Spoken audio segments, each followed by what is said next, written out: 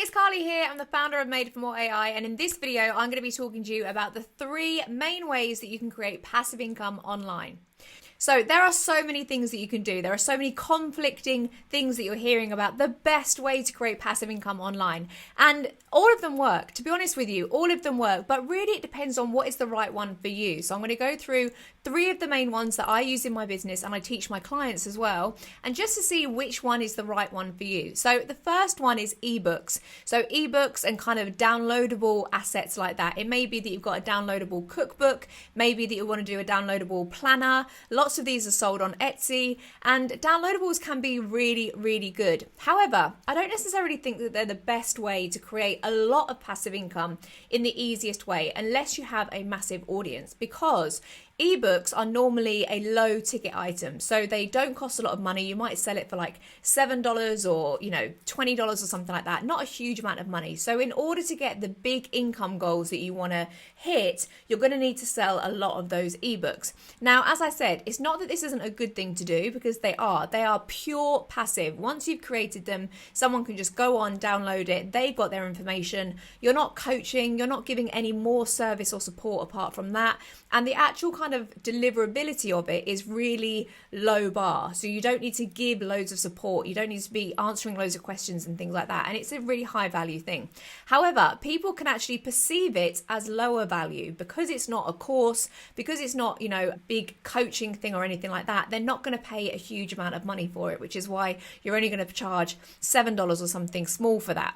However, you can sell it on Etsy, which is a really good platform to sell it on. If you don't want to be creating your own sales funnels and doing all of that stuff, you can just put it up on Etsy, which already has traffic going to it.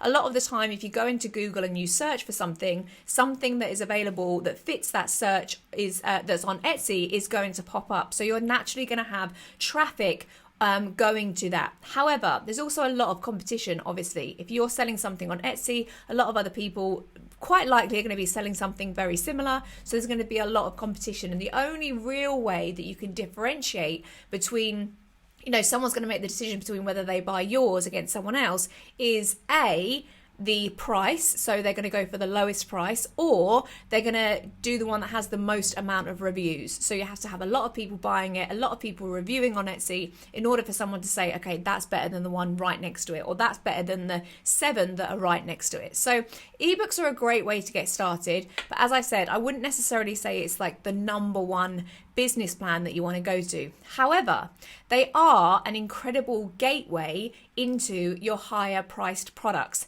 So where I would personally use an ebook in my own business is actually as a self-liquidating offer. So I actually would put this at the front end of my funnel. I would sell something low ticket like this, like a $7 ebook, and I would use those $7 sales to liquidate my ad spend that is getting people into my email list. So I would run paid ads. The money that is spent from people purchasing that ebook or that low cost offer, it's going to liquidate all of the money that I'm spending on ads, and then essentially I'm getting leads for free. So that is what I would do. But I would only do that if I had a higher offer that I wanted to then funnel them into. So I might funnel them into it via a email sequence. So they purchase my low ticket offer, then they get some emails, 5 days later, upselling them into another offer. Or I might directly, as soon as they purchased it, send them to another page, which is an upsell page. We call this like an OTO offer, a one-time offer, where it's a page and it says, hey, just 1 minute, one more thing. I just wanted to offer you this thing, and it might be a video where you're upselling something more expensive. So personally, in my own business, I do use those low ticket offers and those downloadables and things like that. But I use it for a slightly different reason. As I explained, I actually use it to self-liquidate my ad spend and to feed the people into my higher offers, because it's also been proven that if someone purchases a lower ticket product from you and they get value from that, they are much more likely to spend more money with you and kind of ascend into your higher offers. So that is why I would do the ebooks. But ebooks are a great way to get started. The second one is in courses. So I talk about courses all the time. I love talking about online courses and how powerful they are when you can take skills and experiences and knowledge that you already have and turn it into a course. Now, you might be thinking, I couldn't sell a course. I'm not a coach. I'm not an expert in this subject. What could I do a course on? And there is so much that you can do a course on. It doesn't need to be this massive topic where you're like, I'm going to teach marketing, or I'm going to teach, baking, in this whole kind of big topic. It can be that you actually teach a tiny part of that. So for example, in marketing, I actually do have a course where I teach you how to build an email list. So that's a really good kind of low, smaller mini course that I might teach. One of the first courses that I ever created actually was it's called Self-Belief Booster. A lot of my clients were struggling with self-belief. They were struggling with a kind of the mental chatter that was getting in the way of them actually getting out and getting their businesses out there. So I created a self-belief booster, which really helped them, get over that line. So that was a good kind of mini course to start with. But there are so many different topics that you could do this on. And I actually break this down into 3 areas: your skills, your expertise, and your experience. Now, I've actually got a free masterclass on this where I go into this way deeper. I help you figure out what your profitable course idea could be. In the description below, there's a link and you can actually watch my free masterclass, and I'm going to go through all of that. Definitely recommend doing that. But courses are brilliant. You can charge it completely varies what you can charge for a course. For example, you might charge a really low ticket one like $27. I actually have a program which is $8,000, and they're very varied in between. And then depending on the price of that course and depending on how much you offer in that course, whether you're going to offer additional support, so whether they're going to have weekly coaching calls or bi-weekly coaching calls, maybe they have direct access to you kind of like in a Telegram chat or a Slack channel, maybe they're part of a community or a support group that you have, then depending on how much you're going to offer and how much more you're going to add into that course depends on how much more you can price it. And obviously the pricing depends on how much the transformation is worth. A lot of people kind of look at a course and say, okay, so this course has 7 modules, it has 24 lessons, so how much should I charge for that? And it really doesn't matter how many lessons or how many modules are in your course. It really depends on the transformation. But the number one thing you have to have in order to have a profitable course that people are going to buy is a really clear transformational promise where they can say, okay, I get it. If I buy this course, I'm starting here, and by the end of this course, I'm going to be there. I can really clearly see the result that I'm going to get if I purchase this course. That's the number one thing you need to have when you're purchasing a course. I'm going to do a lot more videos on this and go into this a little bit deeper, but that would be what I'd be thinking about. And if someone has ever said to you, can I just pick your brains about something? Or I was just thinking of this thing and it made me think of you, and I know that you're the person to go and speak to about that, that would be a great thing for you to create a course on. Now, again, the same applies with kind of low ticket and high ticket. I've actually got a whole nother video on low ticket and high ticket and what is the best. But it depends, first of all, on how much support you want to give, how hands-on you want to be with that course. Obviously, if you're going to be quite hands-on with it and you're just using it as another tool to be able to give the results, then you can charge higher for it. But if you just really want a kind of like set it and forget it, someone downloads it, they get their transformation, they go through it, and you don't really have a lot of contact with them, then you can charge a little bit less for that. And then depending on the price of the course, depends on what funnel and what strategy you choose to sell it.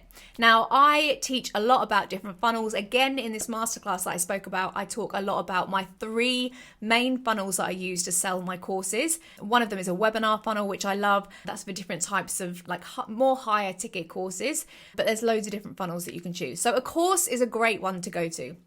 And then the third option is something like a membership. So a membership is something that people go to quite a lot. They always say to me, I'm thinking of starting a membership. I really want to, have that kind of recurring revenue. We talk about recurring revenue a lot. It's a really attractive thing to have those kind of standard payments coming in every single day, consistently every single month. And it's a really great way of building stability in your business.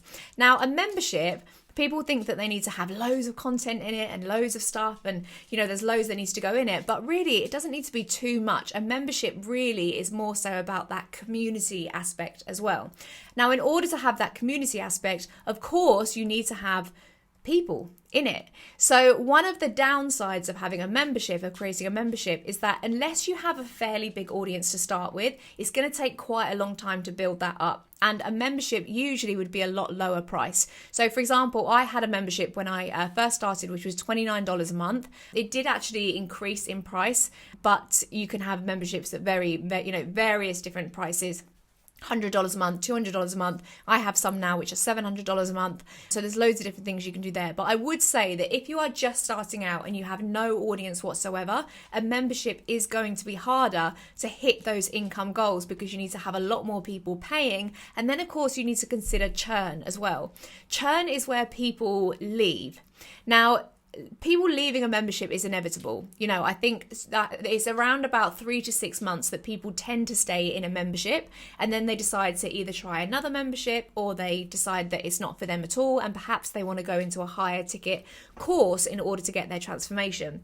So you need to think about churn. You need to think about, first of all, getting those people in, but then you also need to think about how you can keep those people in, keep them engaged, keep them stimulated, keep their growth still happening so that they want to, stay and continue to pay. Now, I'm not saying that a membership is not a good thing to do. I have a membership in my own business. It's amazing for bringing in that recurring revenue, but it may not be the first one that you want to try with.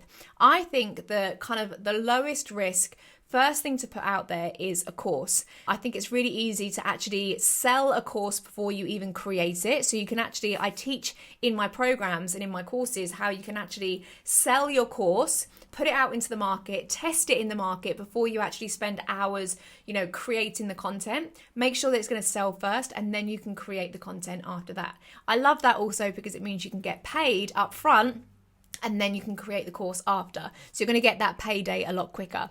So those are the kind of really 3 brief overviews of the main areas I'd be looking at if you're looking at doing passive income, creating passive income. There's loads more we can talk about. I'm going to be doing videos on affiliate marketing and all of those other things that you can do. But I would say those are the great ones to get started with.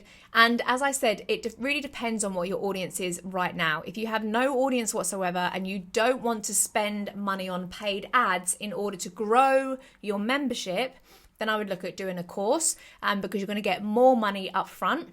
You're going to be able to test it a lot easier, and you're not having to kind of get it in front of so many people. For example, some of my clients, their courses are $5,000, and so they only need to sell 2 courses a month, and they've hit their 10K a month income. So it means that you don't have to get it in front of a lot more people. But as I said, I go through all of this in my free masterclass. I teach about the main funnels that are working for selling your courses in 2024. The things that are working today are not the things that were working a year ago or 2 years ago. So you need to keep updated with the times. And if you really do want to make those good, consistent, solid, predictable income months, then I teach you exactly how to do that. So click the link below in the description. You can register for that, and I'm going to go through all of that in much more detail. But if you are loving this kind of content, if you want to learn more about creating courses, memberships, of course I'm going to be diving into teaching you more about how to create memberships and create that recurring revenue. Then make sure you subscribe. I've got so much planned for you, and I'm going to be teaching you how to do it as well on our incredible platform Made for More AI, where I've built a platform for you where I teach you how to do it so easily. So stay tuned, so much more to come, and I'm excited to take you along on the ride with me. Bye.